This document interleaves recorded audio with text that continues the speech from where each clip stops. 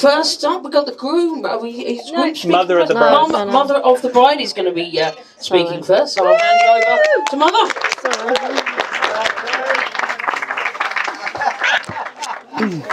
Not going to be like Mum's story, is it? No, it's all written down. It's all written down. Right, start your timers now, everyone. I've timed it 4 minutes. I've got a sweepstake going. How's that? Is that any? It's not on. No, it's not on. That's a good start. Is that better? Yeah, that's on. Way. Unaccustomed to public speaking, I will try and make a speech. And I'm sorry, might need this as well, okay? But we'll get there. Are we all ready? Okay. Okay.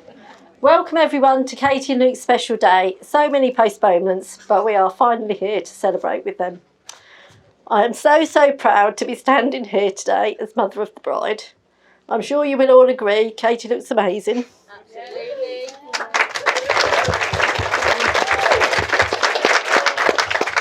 So this is where the tissues come in.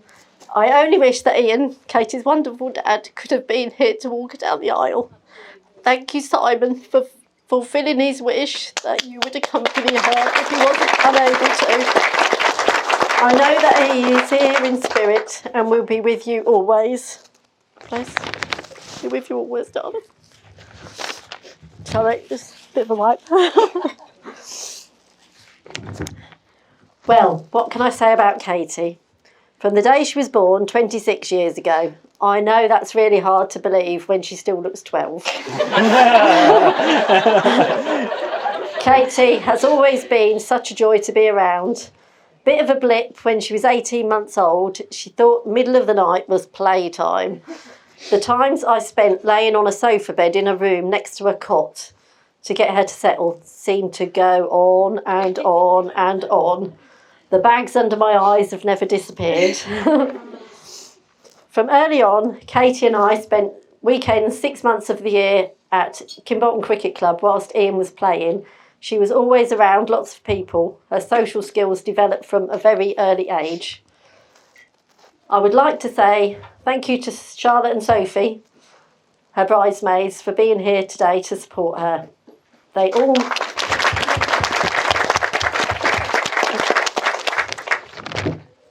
all met, lost my place, at infant school back in the day and have remained true friends ever since. Thank you, girls, for being there for her in good and not so good times, and also for your support and kindness you've shown me too. I remember Katie coming out of infant school panicking one day when she'd lost her first tooth. She insisted I help her look in the playground where she thought it had happened. This went on for a good while. Needless to say, we didn't find it. Heartbroken as she was, we got home and she insisted on writing a note to the tooth fairy explaining the situation. She was thrilled when she woke the next morning to find £2 in the pot. Bless her.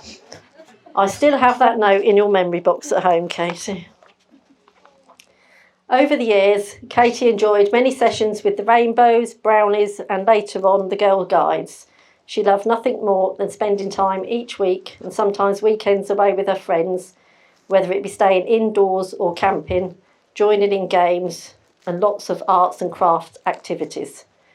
Since then, she has become a little bit more adventurous. She and I have abseiled. She hated that. And she tandem skydived, which she absolutely loved and would do again. Katie started working at Waitrose when she was 16. Fast forward a couple of years, she and Luke started dating, if that's the right word these days. Their relationship continued to thrive despite her spending 3 years in London when she headed off to uni. She would come home most weekends the last couple of years to work and socialise with Luke and their friends. A good roast dinner, always carrots eaten first, at home was always welcome before she went back, generally with cold Yorkshire pudding for the train journey. Must take after your granddad for that, Katie. Her successful degree in graphic design has come to the fore for their wedding preparations, invitations, order of the day, activity books for the little ones, and Elliot, of course.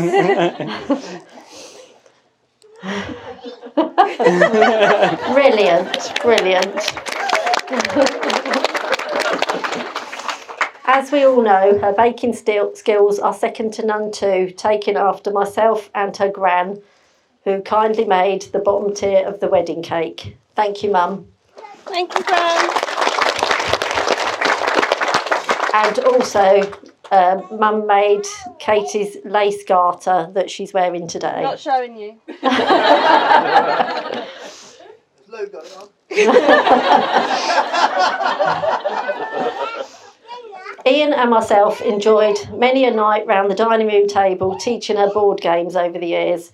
In more recent times, we enjoyed hosting Scrabble nights with Katie, Luke, their friends and some of our neighbours. A little bit of food and an awful lot of alcohol was always consumed. Hence the Scrabble letters on the top tier of the cake. I have so many happy memories of you growing up, far too many to list. Your love for life and enjoying every moment is evident. Your love and devotion shone through with Grandad and Nanny over the years too. I know I couldn't have got through the past year without your unending support. Thank you. Katie and Luke truly are a lovely couple. I officially welcome you, Luke, into our family. I would like everyone to raise their glasses and toast their future happiness for many years to come. Katie and Luke. Share precious times together and cherish all the wonderful memories you will make. Love you both always. Thank you, Daisy.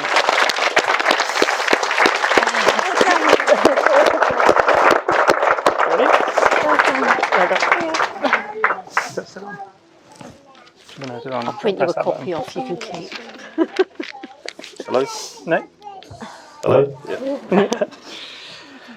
Okay, I've not prepared a speech. I just wanted to say it's moments like this that make me feel really proud of my kids. And today it's Luke who's making me so proud. And I'm just so happy to welcome Katie to our family. She's a lovely girl. Luke's so lucky, and I just wish them all the best. Okay, thank you. Thank you.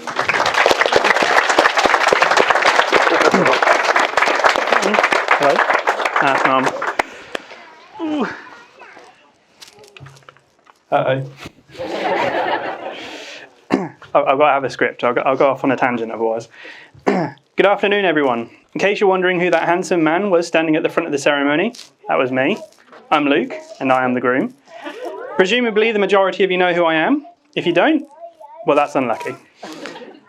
I find the best way to get to know me is buying me a drink at the bar.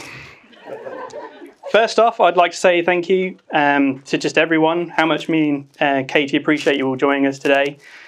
We appreciate how difficult everything has been recently and everything that's been going on. So, massive thank you for everyone turning up today. We also appreciate everyone reserving not just one date. Some of you have had to reserve 4. So thank you very much for that. A special thank you to Teresa for all the help with the wedding, making amazing additions to the day. All sorts of crafty bits I could never even think of and that we just wouldn't have had without her. As well as thanks for being my co-conspirator, helping me choose Katie's engagement ring while denying any knowledge or involvement in any such thing till I popped the question. I would also like to mention the amount of time and effort that I know the ladies put into getting ready today. Where they have spent several hours preparing this morning, I took an extra 30 seconds to style my hair before leaving this morning. Thank you. Huh?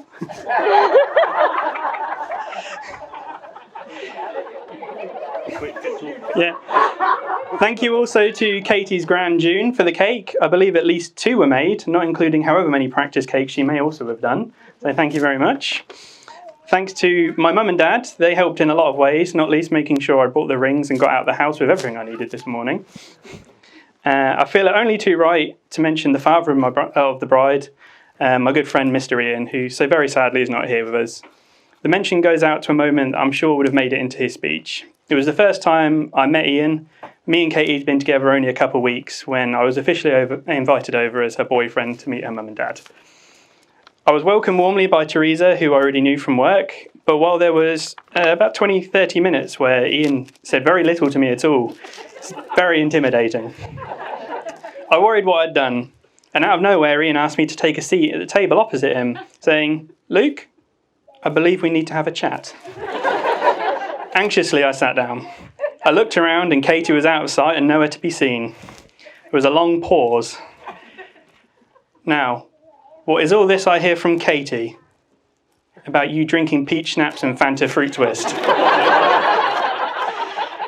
From then on, we always got on well. I now have Ian to thank for my education and taste in whiskey.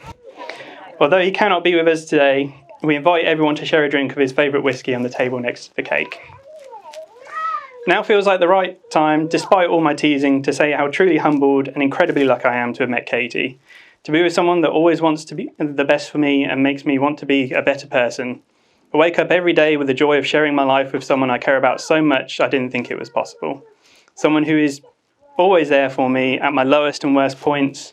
Every day I feel thoroughly and honestly blessed and will always do my best to deserve someone so amazing.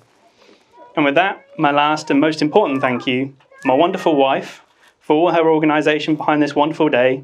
Without her time, effort and superior organisation skills, none of this would have happened. She was so organised at it all, she did it 4 times. To my beautiful and incredibly well-organised wife, Mrs. Katie Buckle.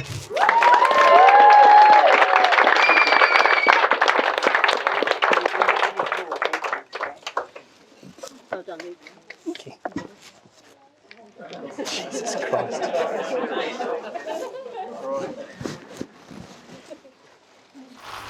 Hello, is it on? It's not back. Have you muted it? Is it on? Oh, you got to press the button. Is it on? Okay. Right. Good afternoon, everyone. I'm Matt, and Luke has the misfortune of having me as his brother. If you permit me, I'd like to say a few words. Big brother. Big brother, yeah. First of all, I have to congratulate Luke and Katie for organising a fantastic wedding day. They've had endless setbacks and delays, and I confidently speak for everyone when I say it's so great to see you two get your special day at last. Absolutely.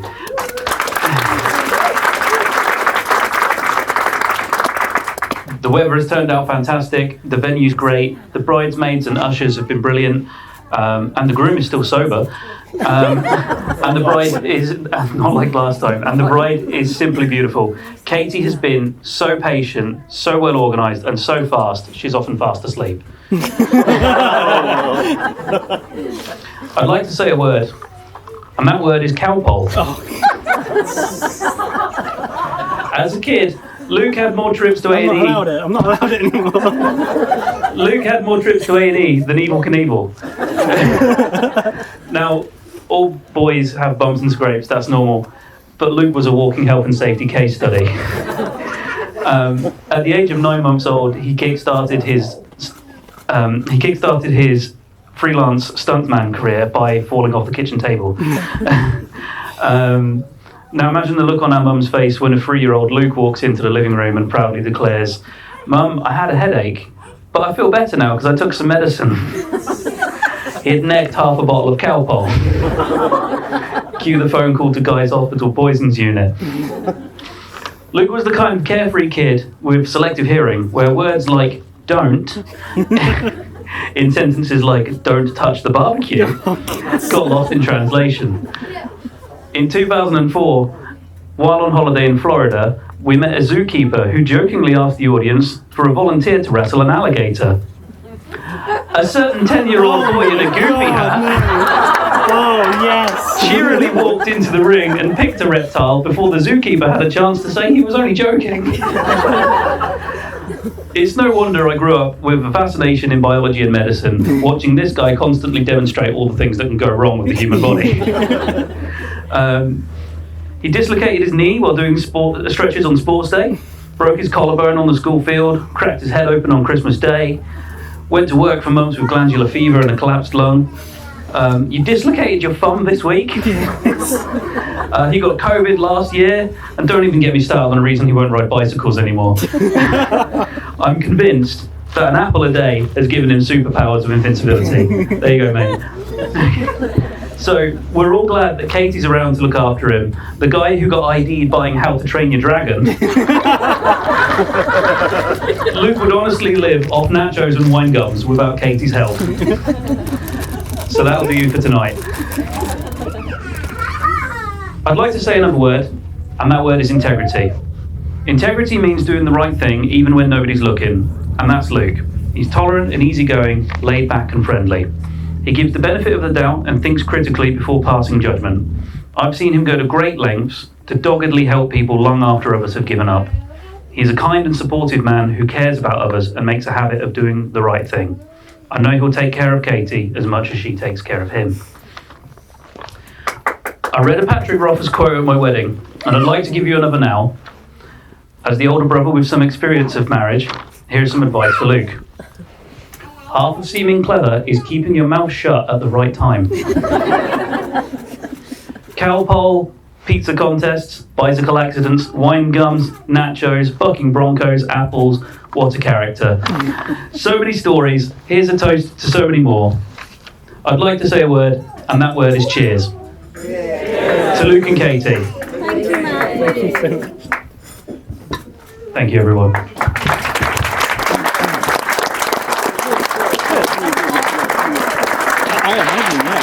Let's carry on with the rest of the afternoon and evening. Good. Thank you, Matt. That was amazing. That was so good. I wasn't expecting